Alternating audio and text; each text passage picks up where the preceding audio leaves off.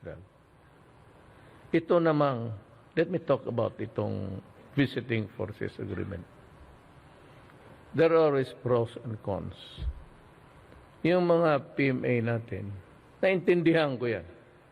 I assure ko, naintindihan ko yan. They always lean towards the Americans. Because pag graduate nila, punta sila ng America training, all these things. And we did not have it with the Chinese. Alam mo, we've been fighting the communists for 53 years.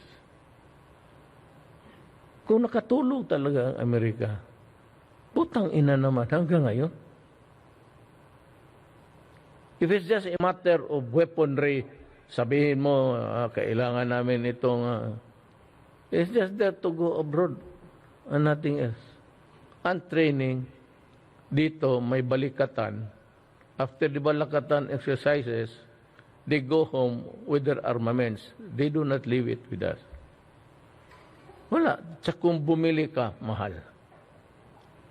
Ngayon, I'll make it public because public official ako. Si Trump pati yung others are trying to save the visiting forces agreement. Sabi ko, ayaw ko. One is that napakabastos ng Amerikano. Talagang sobrang bastos.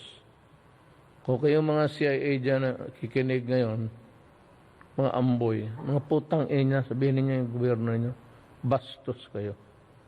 Imagine demanding the release of the Lima under threat that we will not receive the aid at may kulatilia, that all persons who had a hand in the imprisonment of the Lima will not be allowed to go to the United States. Putang ina. Ano bang nasa Amerika, putang ina, ganunin mo ako? What is there in America? Labas ka sa gabi, ay puta.